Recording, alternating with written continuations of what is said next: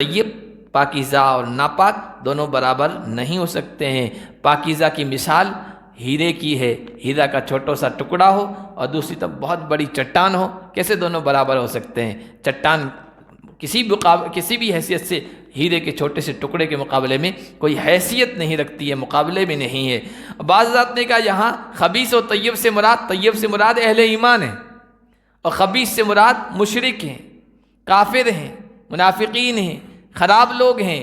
اچھے لوگ اور خراب لوگ دونوں برابر نہیں ہو سکتے ہیں، اگرچہ خراب لوگوں کی تعداد زیادہ کیوں نہ ہو، اور ہمیشہ زیادہ ہی رہی ہے خراب لوگوں کی تعداد۔ اس لیے ان کی تعداد کو دیکھ کے اپنے ایمان کو ڈگمگانا نہیں چاہیے، اپنے اوپر اعتماد ہونا چاہیے کہ اللہ نے ہمیں ایمان کی راہ دی ہے، ہدایت کی راہ دی ہے، صحیح راستے پہ کھڑا کیا ہے، اللہ کا شکر ہے۔ لِيَعْلَمَ اللَّهُ مَن يَخَافُهُ بِالْغَيْبِ فَمَنِ اعْتَدَىٰ بَعْدَ ذَلِكَ فَلَهُ عَذَابٌ أَلِيمٌ۔ آج کے درس کا آغاز ہم اللہ کے فضل و کرم سے سورۃ المائدہ کی آیت نمبر 94 سے کر رہے ہیں۔ اللہ تعالیٰ فرما رہے ہیں، اے ایمان والو، اللہ تعالیٰ تمہیں آزمائے گا کچھ شکار کے ذریعے سے،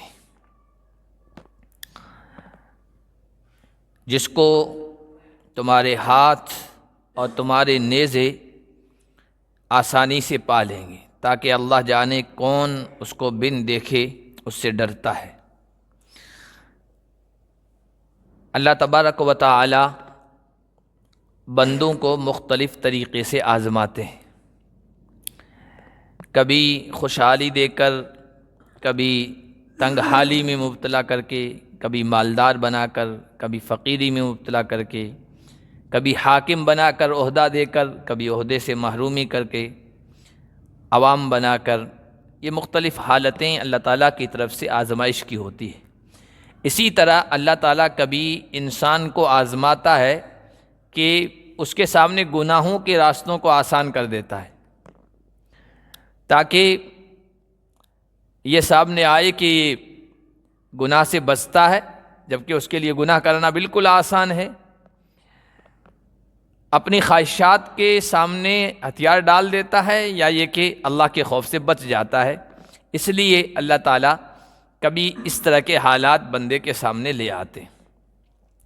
یہ جو آیتیں ہیں یہ صلح حدیبیہ کے موقع پر اتری، جب اللہ کے نبی صلی اللہ علیہ وسلم اور صحابہ کرام احرام کی حالت میں تھے، اور احرام کی حالت میں آپ کو پتہ ہے کہ بہت ساری پابندیاں عائد ہو جاتی ہیں۔ ان میں سے ایک ہے کہ آپ شکار نہیں کر سکتے، اور شکاری نہیں بلکہ اگر کوئی دوسرا احرام کے بغیر ہے اور وہ شکار کر رہا ہے، آپ کو پتہ ہے شکار کا جو جانور ہے وہ ادھر گیا، آپ اشارے وغیرہ سے آپ کو بتا بھی نہیں سکتے اس کو کہ شکار ادھر گیا ہے، تو یہ پابندیاں عائد ہوتی ہیں۔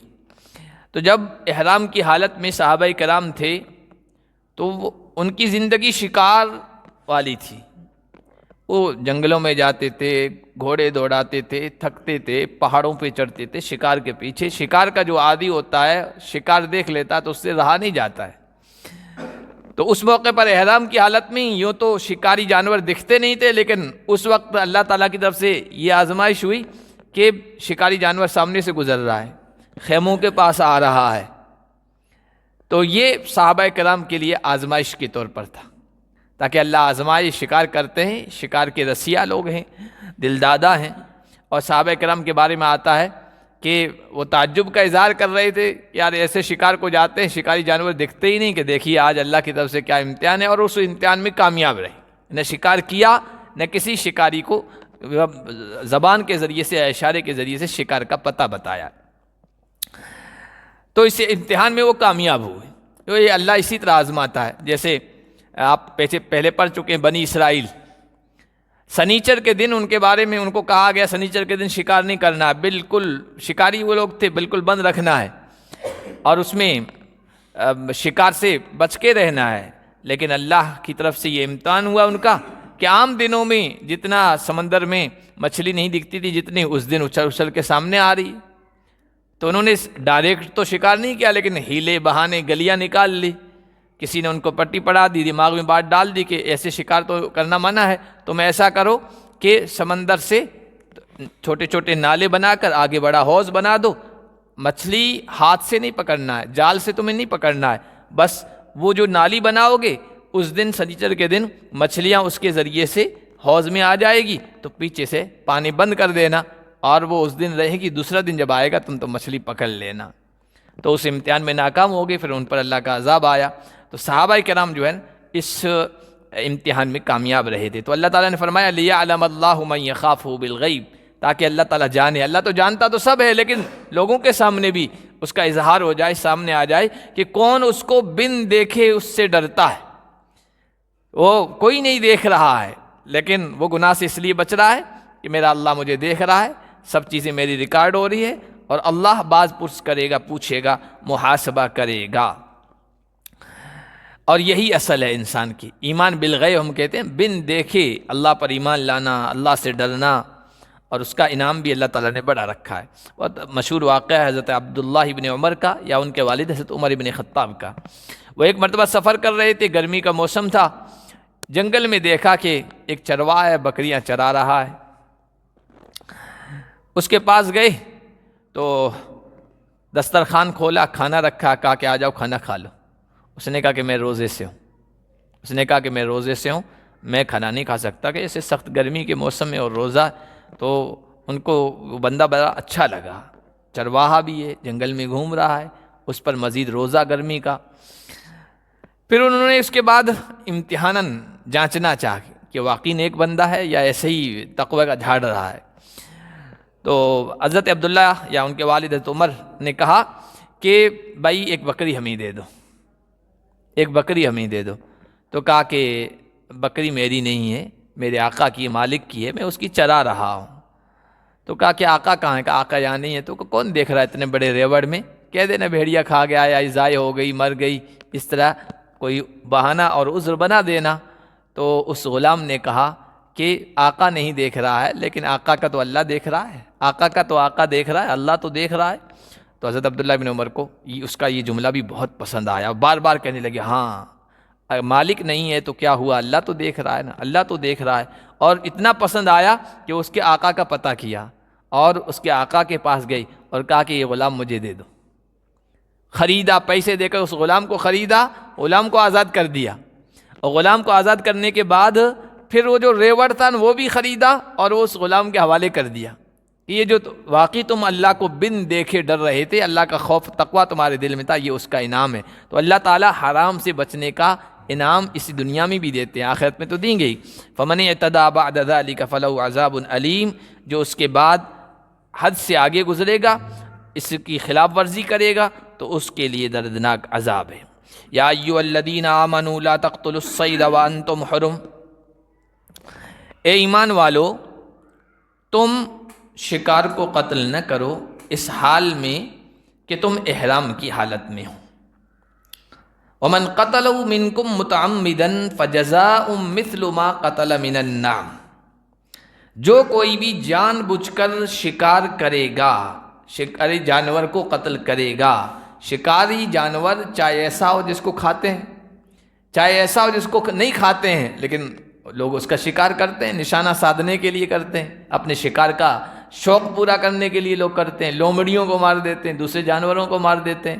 بھائی ہرن کو مارے تو سمجھ میں آتا ہے، نیل گائے وغیرہ شکاری جو ہمارے ہاں حلال ہیں، لیکن شکاری جانور ہیں ان کو جو کوئی بھی قتل کرے گا جان بوجھ کر، یہاں تو جان بوجھ کر اس لیے کہا کہ عام طور پر شکار جان بوجھ کر قصد ارادے سے کیا جاتا ہے، لیکن جان بوجھ کر کے علاوہ اگر بھولے سے بھی کر لیا یا چوک سے کر لیا، مار تو رہا تھا، کسی درخت کو نشانہ لگا رہا تھا لیکن کسی شکاری جانور کو لگ گیا، تو بھی یہی سزا ہے جو یہاں بیان کی جا رہی ہے۔ فَجَزَاءٌ مِثْلُ مَا قَتَلَ مِنَ النَّعْمِ، تو بدلہ ہے اس کے جیسا جو اس نے جانور قتل کیا ہے چوپایوں میں سے، پالتو جو جانور ہیں ان میں سے بدلہ دینا پڑے گا۔ اب اس کا فدیہ ہے، یعنی اس کا بدلہ ہے، اس کی جزا ہے۔ اگر آپ نے احرام کی حالت میں شکار کر لیا تو کیا ہے کہ جو شکار کیا ہے، جس کا شکار کیا ہے، یحکم بہ ذوی عدل منکم، جہاں شکار کیا اس کے قریب کی بستی کے جو لوگ ہوں وہاں 2 معتبر آدمی اس کا فیصلہ کریں گے۔ اب کیا بدلہ دینا ہے؟ تو اب اس میں علماء کا ائمہ کا اختلاف ہے۔ امام شافعی رحمۃ اللہ علیہ کہتے ہیں کہ جس جانور کا شکار کیا ہے اس جانور جیسا پالتو جانوروں میں، حلال جانوروں میں اگر کوئی جانور ہے نا تو اس کے بدلے اس کو خرید کر بیت اللہ میں حرم شریف میں جا کر ذبح کرنا پڑے گا۔ مثال کے طور پر نیل گائے کا شکار کر دیا احرام کی حالت میں تو کہا جائے گا ایک گائے خریدو اور حرم میں جا کر اس کے بدلے ذبح کرو اور غریبوں پر اس کو تقسیم کر دو۔ ہرن کا شکار کر لیا تو ہرن جیسا بکری ہے، ہرن جیسی، تو کہا کہ بکری کو خریدو اور اس کو جا کر حرم میں ذبح کرو۔ اگر ایسے جانور کا شکار کر لیا کہ اس جیسا پالتو جانوروں میں ہے نہیں تو جتنی قیمت 2 معتبر آدمی بتاتے ہیں تو اتنی قیمت، جیسے 2000 روپے 3000 روپے بتائے تو آپ کو غلہ دینا ہے، کھانا دینا ہے مسکینوں کو۔ اب ایک مسکین کو کتنا دینا ہے؟ اتنی قیمت میں آپ گیہوں خرید لیں، غلہ خرید لیں، اور ایک مسکین کو 1 صدقہ فطر کے برابر دینا ہے۔ صدقہ فطر نصف سا ہے، آج کل کی اس کے اعتبار سے 1 کلو 692 گرام ہوتا ہے۔ اب 5000 روپے ہوئے نا، 5000 روپے کے غلہ آپ خرید لو اور ایک فقیر کو 1 کلو 692 گرام دے دو، یہ طعام و مساکین ہے۔ او عدل ذالک صیاما، یہ بھی نہیں کر سکے نا تو اس کے برابر روزے رکھنا ہے۔ کتنے صدقہ فطر ہیں اتنے، 5000 میں مثال کے طور پر 15 مسکینوں کو غلہ مل سکتا ہے تو آپ کو 15 روزے رکھنے پڑیں گے، اس کے برابر روزے رکھنے ہیں۔ لیذوق وبال امرہ، تاکہ یہ اپنے معاملے کے انجام کو چکھے۔ اللہ تعالیٰ نے کہا ہے احرام باندھنے کے بعد شکار نہیں کرنا ہے، تم نے خلاف ورزی کی ہے تو یہ جرمانہ ہے۔ اف اللہ عما سلف، جو پہلے ہو چکا ہے وہ اللہ نے معاف کر دیا ہے، اب یہ قانون لاگو ہو گیا ہے، یہ ہدایات دے دی ہے، یہ مسئلہ بتا دیا ہے، اب نہیں کرنا ہے۔ ومن عادا، اب دوبارہ کوئی ایسا کرے گا یہ حکم آنے کے بعد، فینتقم اللہ منہ، تو اللہ اس سے بدلہ لے گا، انتقام لے گا۔ واللہ عزیز ذو انتقام، اللہ بدلہ کیا لے گا؟ اس دنیا میں بھی لے سکتا ہے، اللہ کا عذاب، اللہ کے عذاب کی کوئی شکل ہو سکتی ہے، یا آخرت میں اللہ اس کا بدلہ لے گا۔ اور اللہ زبردست ہے، انتقام والا ہے، اس کے انتقام سے، بدلے سے کوئی بچ نہیں سکتا ہے۔ دنیا میں تو کوئی قانون کی خلاف ورزی کر لیتا ہے، کوئی جرم کر لیتا ہے نا تو دنیا کے حکمرانوں سے بچ بھی جاتا ہے، کسی ایسے علاقے میں جاتا ہے جو باغیوں کا ہے، باغیوں میں جا کر شامل ہو گیا، وہ ایسے بھی پہلے سے کنٹرول میں نہیں ہے، یہ ان کے ساتھ چلا گیا، ملک چھوڑ کے چلا گیا، یا اس سے پاورفل دوسرے ملک نے اس کو پناہ دے دی، ہوتا ہے نا، لوگ بھاگ کے چلے جاتے ہیں۔ تو دنیا کے بادشاہ ہیں وہ کمزور ہیں، اللہ عزیز ہے، زبردست ہے، انتقام والا ہے، کوئی بچ نہیں سکتا۔ احل لکم صید البحر، یہ جو اوپر شکار منع ہے احرام کی حالت میں، وہ شکار خشکی کا شکار مراد ہے، خشکی میں آپ شکار نہیں کر سکتے ہیں، لیکن سمندر کا شکار تمہارے لیے حلال کیا گیا ہے۔ اب آپ کہیں گے شکار خشکی کا کیوں حرام ہے اور سمندر کا کیوں حلال کیا گیا ہے؟ تو اس کی وجہ یہ ہے کہ خشکی میں آپ دور سے احرام باندھ کے آتے ہیں نا تو بہت سے مراحل آتے ہیں، اگر کھانے پینے کی چیزیں نہیں بھی ہوگی نا تو انسان پتے کھا کر، دوسری چیزیں کھا کر، استعمال کر کے گزر بسر کر سکتا ہے۔ سمندر میں کیا ہے؟ سمندر میں تو کچھ بھی نہیں ہے، سمندر میں تو شکار کے علاوہ، سمندری جانوروں کے علاوہ کچھ بھی نہیں ہے۔ اس لیے اللہ تعالیٰ نے دیکھو اسلام میں، شریعت میں آسانیاں بہت ہیں، اللہ نے وہاں آسانی رکھی ہے۔ پہلے لوگ زیادہ تر سمندر کا سفر کر کے جاتے تھے، بحری بیڑوں میں جاتے تھے، وہاں اگر کھانے پینے کی چیزیں ختم ہو گئی یا گر گئی سمندر کے اندر، ڈوب گئی، تو اب کیا بھوکے مرو؟ خشکی میں تو بہت سارے راستے ہیں، بہت ساری آسانیاں ہیں، تو کہا کہ سمندر کا شکار تمہارے لیے حلال کیا گیا، اور اس کا کھانا تمہارے لیے برتنے کا سامان ہے، اور قافلے والوں کے لیے جو سمندر میں دوسرے سفر کر رہے ہیں، بھائی شکار کیا آپ نے، اب اس میں مچھلیاں پکڑی آپ نے، اسی وقت کھا لی، آگے برتنے کے لیے، سامان کے لیے تل کے رکھ لی، اس کو کسی طریقے سے تیار کر دیا، تو اللہ تعالیٰ نے وہ شکار تمہارے لیے حلال کیا ہے۔ سمندر کے شکار کے سلسلے میں اللہ کے نبی صلی اللہ علیہ وسلم کی احادیث ہیں کہ احل لکم میتتان، 2 مردار تمہارے لیے حلال کیے گئے ہیں، ایک مچھلی ہے، ایک ٹڈی ہے۔ مچھلی ہم پکڑیں زندہ پھر مر جائے بغیر ذبح کیے تو بھی ہمارے لیے حلال ہے، دو مردار حلال ہے، ایک مچھلی ایک ٹڈی ہے۔ ٹڈی بھی آپ نے پکڑ لی، اس کا سر الگ نہیں کیا اور وہ مر گئی تو بھی وہ حلال ہے۔ اور دو خون، یوں خون ہمارے لیے حرام ہے، لیکن حضور نے فرمایا دو خون بھی ہمارے لیے حلال کیا گئے ہیں، ایک تلی اور جگر۔ یہ اصل میں منجمد جمع ہوا خون ہے، اصل میں ایک تو بہتا ہوا خون ہے وہ تو حرام ہے، اس کو دم سائل کہتے ہیں، وہ تو ہے ہی حرام، لیکن جمے ہوئے خون دو، یہ جمے ہوئے خون کی شکل، یہ تلی بھی ہے جگر بھی ہے، تو اللہ کے نبی نے کہا یہ ہمارے لیے حلال کیے گئے ہیں۔ وَحُرِّمَ عَلَيْكُمْ صَيْدُ الْبَرِّ مَا دُمْتُمْ حُرُمًا، اور خشکی کا جانور تمہارے لیے، خشکی کا شکار تمہارے لیے حرام کیا گیا ہے جب تک تم احرام کی حالت میں ہو، یعنی یہ عارضی پابندی ہے، جب تک احرام کی حالت ہے تو کعبے کے احترام میں خشکی کا جانور تمہارے لیے، خشکی کا شکار حرام کیا گیا ہے۔ وَاتَّقُوا اللَّهَ الَّذِي إِلَيْهِ تُحْشَرُونَ، اور اس اللہ سے ڈرو جس کی طرف تم سب کو جمع کیا جائے گا، سمیٹا جائے گا۔ اگر قانون کی خلاف ورزی کر لی، شکار کر لیا، اپنے اندر سمیٹ لیا، اپنے پاس رکھ لیا، دیکھو تم بھی سمٹ کر اللہ کے پاس پہنچو گے، اللہ پوچھے گا، مواخذہ کرے گا، پکڑ کرے گا۔ جعل اللہ الکعبۃ البیت الحرام قیاما للناس، اللہ نے کعبے کو محترم گھر بنایا ہے، محترم گھر کو، کعبے کو، محترم گھر کو لوگوں کے قیام کا ذریعہ بنایا ہے۔ دیکھیے بیت اللہ یہ انسانوں کے لیے بہت بڑی اللہ کی نعمت ہے۔ اب حضرت ابراہیم علیہ السلام نے کعبہ تعمیر کیا نئے سرے سے، اس کے بعد سے لے کر آپ عربوں کی تاریخ اٹھا کے دیکھیں تو عرب کے ارد گرد تو حکومتیں تھیں، ایران میں حکومت تھی، رومی حکومت تھی، ادھر مصر میں مضبوط حکومت تھی، شام میں، سیریا میں مضبوط حکومت تھی، ہندوستان میں مضبوط حکومت تھی۔ جہاں حکومت مضبوط ہوتی ہے وہاں قانون ہوتا ہے، پولیس ہوتی ہے، انتظامیہ ہوتی ہے، سب کچھ ٹھیک ٹھاک چل رہا ہوتا ہے۔ لیکن اگر کسی علاقے میں پولیس انتظام یہ سب نہ ہو، ایڈمنسٹریشن جس سے کہتے ہیں وہاں نہ ہو، تو وہاں افراتفری ہوتی ہے، نہ جان محفوظ ہوتی ہے، نہ مال محفوظ رہتا ہے، نہ عزت و آبرو، تینوں چیزیں محفوظ نہیں رہتی ہے۔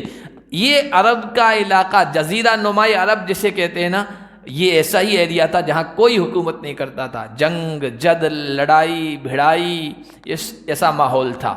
لیکن کعبے کی وجہ سے اللہ تعالیٰ نے وہاں امن و امان قائم کر رکھا تھا۔ بیت اللہ اور حرم کے اندر اگر وہ باپ کا قاتل بھی آ جاتا تھا نا، اس کو دیکھ کے خون کھولتا تھا، لیکن پھر بھی زمانۂ جاہلیت میں بھی کوئی اس کو مارتا نہیں تھا۔ تو اللہ تعالیٰ نے کہا کہ بیت اللہ کو، کعبے کو ہم نے قیام کا ذریعہ بنایا ہے۔ ایک قیام کا مطلب زندگی کا دار و مدار اس پر ہے، اس لیے حدیث میں آیا ہے جب تک کعبہ رہے گا نا یہ دنیا رہے گی اور یہاں انسانیت آباد رہے گی۔ قیامت کے قریب میں ایک حبشی ذو السویقتین، دو پنڈلی، پتلی دبلی پنڈلی والا ایک کالا کلوٹا حبشی بادشاہ اٹھے گا اور کعبے کو منہدم کر دے گا، توڑ دے گا۔ مسلمان اس استھتی میں نہیں ہوں گے کہ کعبے کو دوبارہ تعمیر کر دیں، تو کچھ زمانے تک تو مسلمانوں کے ذہن میں، دماغ میں کعبہ رہے گا، اس کی طرف رخ کر کے نماز پڑھتے رہیں گے۔ پھر ایک زمانہ ایسا گزرے گا مسلمانوں کے ذہنوں سے بھی کعبہ اٹھ جائے گا، تو پھر اس دنیا کا نظام بھی سمیٹ دیا جائے گا، اس کے بعد قیامت برپا ہو جائے گی۔ اس اعتبار سے کعبہ چاہے وجود ہو، چاہے ذہنوں میں وجود ہو، اس وقت تک یہ دنیا کا نظام بھی چلتا رہے گا، اس لیے قیام ہے للناس، لوگوں کے قائم رہنے کے وجود کا ذریعہ ہے۔ اور ایک قیام کا ترجمہ امن و امان کا ہے، اس اعتبار سے تو میں نے ابھی بتا دیا کہ کعبہ وہاں کے علاقے والوں کے لیے امن کا، امان کا ذریعہ ہے۔ والشہر الحرام، یہ جتنی بھی چیزیں ہیں یہ سب کعبے سے جڑی ہوئی ہے۔ اور محترم مہینوں میں بھی وہاں امن و امان ہو جاتا تھا۔ لڑنے بھڑنے والے ایک دم ہتھیار ایسے ڈال دیتے تھے جیسے لڑائی کے یہ شوقین ہی نہیں ہیں، خون کے رسیائی نہیں ہے۔ اب محترم مہینے 4 ہیں، ایک تو یہ جو چل رہا ہے رجب کا مہینہ، اس کو رجب و مضر کہتے ہیں۔ 3 مہینے لگاتار مسلسل ہیں، ذی القعدہ، ذی الحجہ، محرم۔ ذی القعدہ میں لوگ سفر کر کے حج کے لیے جاتے تھے، ذی الحجہ میں حج کرتے تھے، اور محرم میں واپس لوٹتے تھے۔ تو وہ 3 مہینے، اور ادھر یہ رجب، اس مہینے میں عام طور پر لوگ عمرہ کیا کرتے تھے۔ تو 4 مہینے محترم قرار دیے گئے تھے اللہ کی طرف سے۔ اور زمانے جاہلیت میں جاہل لوگ بھی ان 4 مہینوں کا احترام کرتے تھے، لڑائی بڑائی سیز فائر، لڑائی بڑائی بند، تو لوگ امن اطمینان سے رہتے تھے۔ تو یہ بھی محترم مہینے کعبہ کی وجہ سے لوگوں کو اس میں امن و امان حاصل ہوتا تھا۔ والہدیہ، قربانی کے جانور، نذرانے کے جانور، جو بیت اللہ کے لوگ یہاں سے چلتے تھے تو بعض لوگ یہیں سے گھروں سے پالے ہوئے جانور وہاں نذرانے کے لیے لے جاتے تھے، اس کو ہدیہ کہتے ہیں، وہ بھی امن و امان کا ذریعہ تھا۔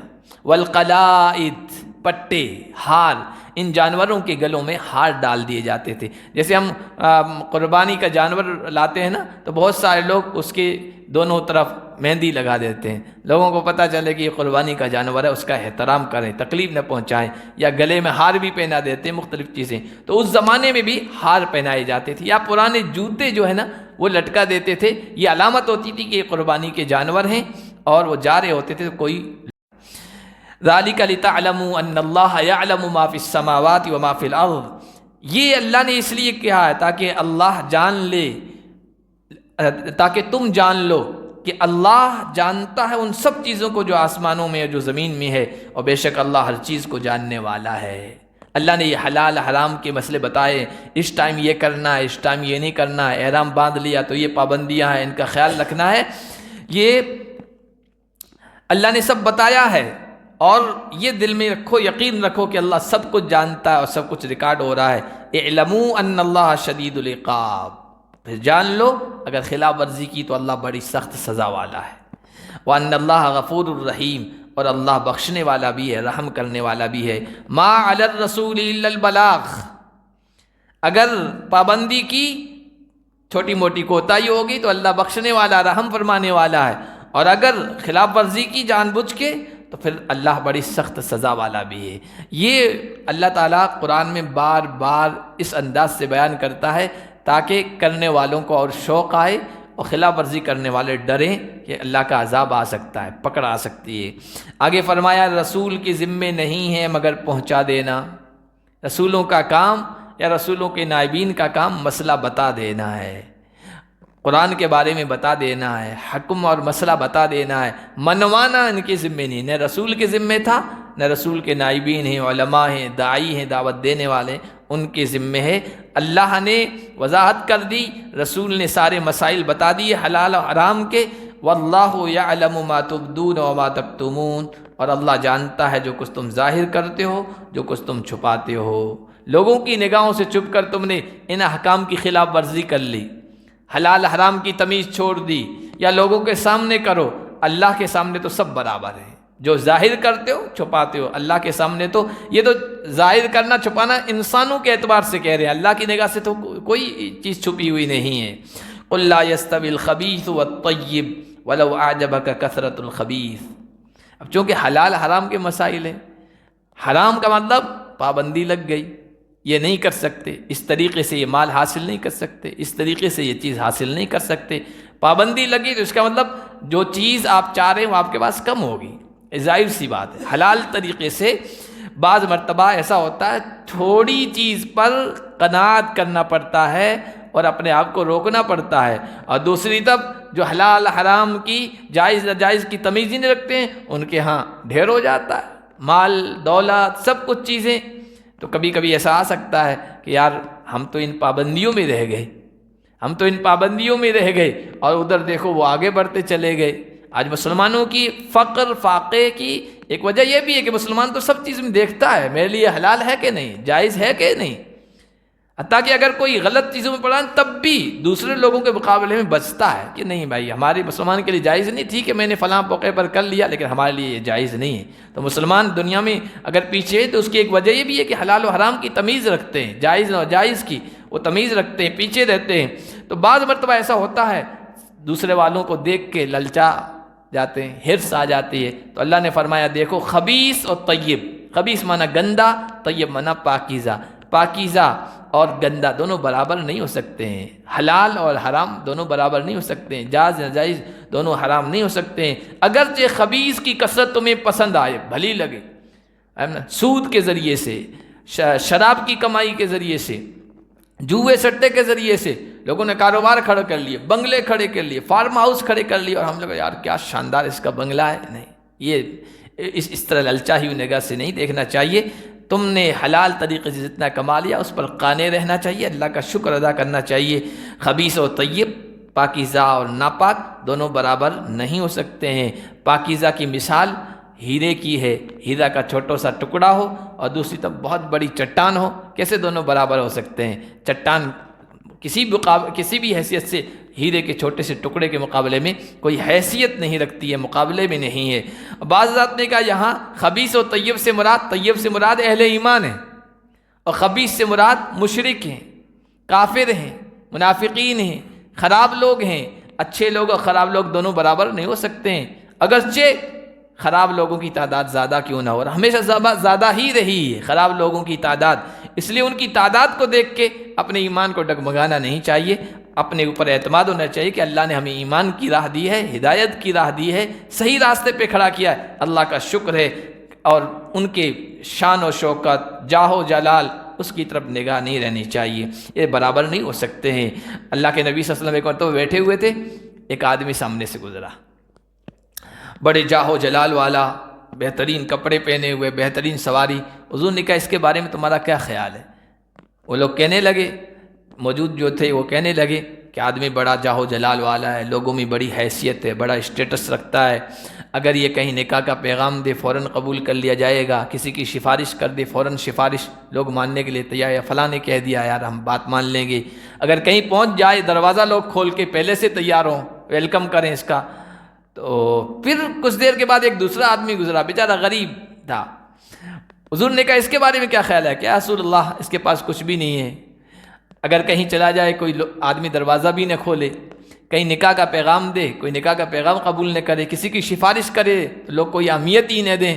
حضور نے فرمایا اگر اس جیسے پہلے جیسے لوگوں سے پوری دنیا بھر جائے تو اس ایک کا مقابلہ نہیں کر سکتے ہیں، یہ ایمان والا ہے، یہ تقوی والا ہے، یہ عمل صالح والا ہے۔ فرمایا خبیث و طیب برابر نہیں ہو سکتے ہیں، اگرچہ خبیث و گندے لوگوں کی کثرت تمہیں بھلی لگے۔